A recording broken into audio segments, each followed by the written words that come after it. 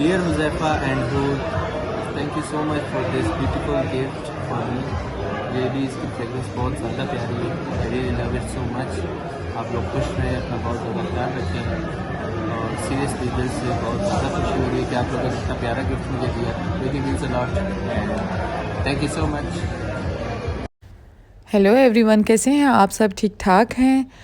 तो शुरू करती हूँ आज का व्लॉग। आज हमने बनानी थी नाश्ते में हलवा पूड़ी, पहले बनाने थे पराठे, लेकिन मैंने कहा डेली एक ही नाश्ता कर कर के बंदा बोर हो जाता है और पूड़ियों का टाइम होता है 12 बजे तक। 12 बजे के बाद हलवा पूड़ी नहीं मिलती और ये बज रहे थे 2 या 1 बज रहे थे मेरे ख्याल में। बच्चे स्कूल से आ चुके थे, आज उनका हाफ़ डे था, फ्राइडे का दिन है ये।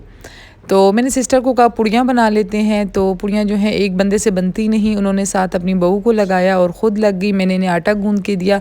आटे में हमने डाला मैदा, 3 गिलास मैदे में हमने 1 गिलास जो है आटा डाला, नमक डाल दिया, ऑयल डाल दिया और उसको मिक्सअप करके ऑयल से ही उसके पेड़े बना के फिर हमने फ्राई कर लिए। इतने मज़े की पूड़ियाँ बनी थी ना, यकीन करें आप लाजमी ट्राई करना। अगर फुल रेसिपी चाहिए हुई तो मुझे लाजमी बताना, इंशाल्लाह फिर मैं आपके साथ इसकी फ़ुल रेसिपी भी शेयर करूँगी। उसके बाद आ गए हम स्कूल में आए, हुज़ैफ़ा बना था प्रोक्टर।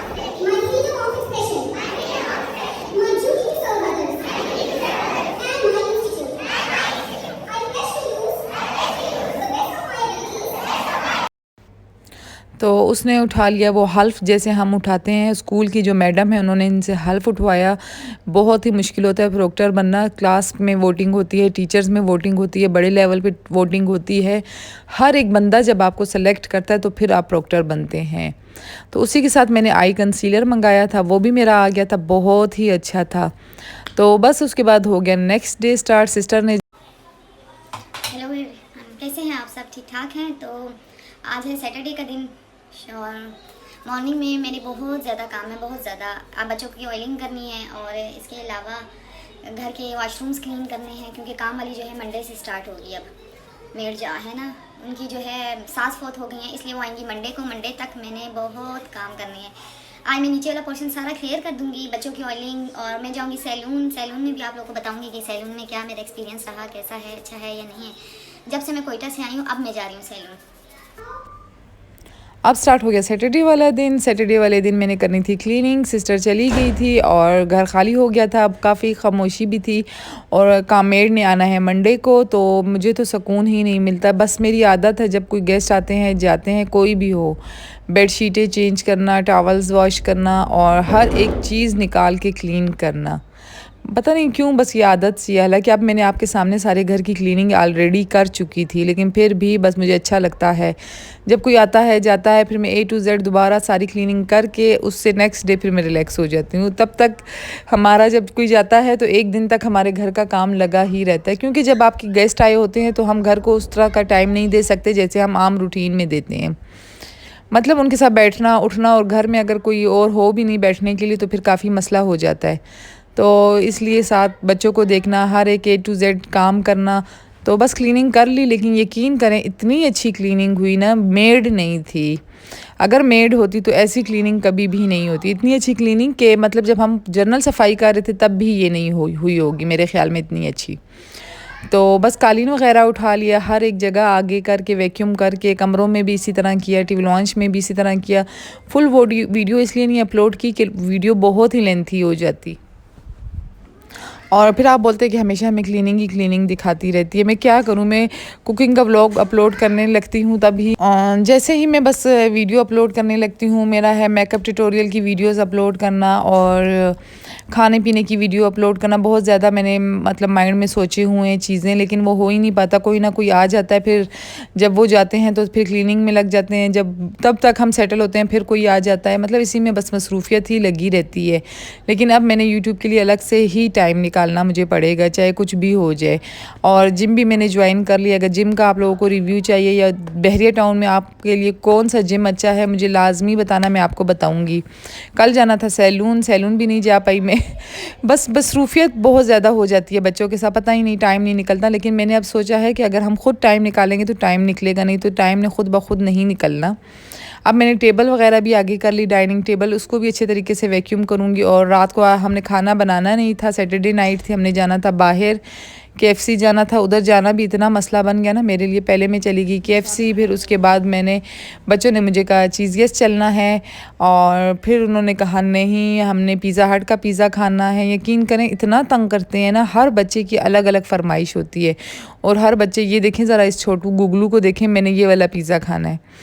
तो बस अब हम निकल गए KFC की तरफ। KFC इसलिए गए कि पिज़्ज़ा तो मैं घर में भी बना लेती हूँ, लेकिन KFC का ज़रा टेस्ट अच्छा था। इतनी रश थी यकीन करें। उधर किसी बच्चे के हाथ में था बैलून, मिकाल ने जो रोना डाला उस बैलून के लिए कि मुझे ये चाहिए ही चाहिए। मेरे ख्याल में इस एज में बच्चे बहुत ही ज़्यादा तंग करते हैं। यकीन करें इतना ये रोया, हमने खाना भी अच्छे तरीके से नहीं खाया। अगर आप KFC जाते हैं तो लाजमी उनको ये बात बोलें कि कोल्ड ड्रिंक कभी भी आपको गिलास में सर्व नहीं करे। अगर कोक हो तो गिलास में अच्छी लगती है मैकडोनल्ड की, पेप्सी गिलास में बिल्कुल भी अच्छी नहीं लगती। हमने तो बिल्कुल भी नहीं पी। उसी तरह हमारी वापसी गई, और मैं काउंटर पे रिसेप्शन पे बोल कर भी आई हूँ ये बात कि मतलब उन्होंने कहा नहीं हम डाइनिंग में ये नहीं देते, ये देते हैं। तो मैंने कहा इसमें तो गैस ही नहीं है, सारा पानी है, बर्फ़ आइस ज़्यादा डाली है और आपने वो किया हुआ है। तो अब मैं खाऊंगी बर्गर। KFC का बर्गर मुझे बहुत ही पसंद है। उज़ैफ़ा ने तो टच भी नहीं किया, उज़ैफ़ा ने खाया था। पिज़्ज़ा खाते हुए भी मिकाल ने इतना तंग किया था, बहुत ज़्यादा। हर टाइम मिकाल का रोना धोना, हर चीज़ इसको चाहिए। अब देखें ये कह रहे उस टेबल पे जो है बैलून पड़ा है, मुझे वो बैलून चाहिए। तो अब मैं जा रही हूँ रिसेप्शन पे मैंने उनकी की कंप्लेन कोल्ड ड्रिंक की। फिर हम चले गए आइसक्रीम टेस्ट करने। आइसक्रीम टेस्ट करने के लिए बहुत ही डिफरेंट आइसक्रीम थी, मतलब हमें इसका टेस्ट बहुत अच्छा लगा और इसकी सर्विस बहुत ही अच्छी थी। ये फेज़ 8 में है, तो यहाँ पे हमने खाई आइसक्रीम, मुख्तलिफ फ्लेवर पहले हमने टेस्ट किए, हमें जो पसंद था फिर उसके बाद हमने ऑर्डर किया। अब इधर भी मिकाल का रोना लगा हुआ था कि मैंने ये करना है, मैंने वो करना है। फिर आइसक्रीम्स के साथ वो लग गया। अच्छा, इसमें मुझे अच्छा लगा ओरियो फ्लेवर बहुत ही मज़े का था, और चॉकलेट फ्लेवर। शुगर भी बहुत मुनासिब थी, और मिल्क पैक वगैरह का टेस्ट भी नहीं आ रहा था इसमें। और मैं वीडियो बिल्कुल नेचुरल कैमरे में बना रही हूँ, नेचुरल बहुत अच्छी आती है वीडियोज़। लाइटिंग बहुत ज़्यादा थी, लेकिन फिर भी पता नहीं वीडियो बनाने वाले ने सही कैप्चर क्यों नहीं किया। उसके बाद हमने खा ली, लास्ट बट नॉट लीस्ट मिकाल ने आइसक्रीम। इसके बाद इसने फिर रोना डाल दिया कि मैंने ये कलर नहीं, मैंने दूसरा कलर खाना है। फिर इसकी आइसक्रीम हमने चेंज की, और यहाँ पे कुछ ऐसा हुआ कि कार्ड की पेमेंट थी ही नहीं, तो हमने तो आइसक्रीम खा ली थी। अब हम क्या करते हैं, उन्होंने कहा कि चलें ठीक है मैडम कोई बात नहीं, आप हमें घर जाके इजी पैसा करवा देना।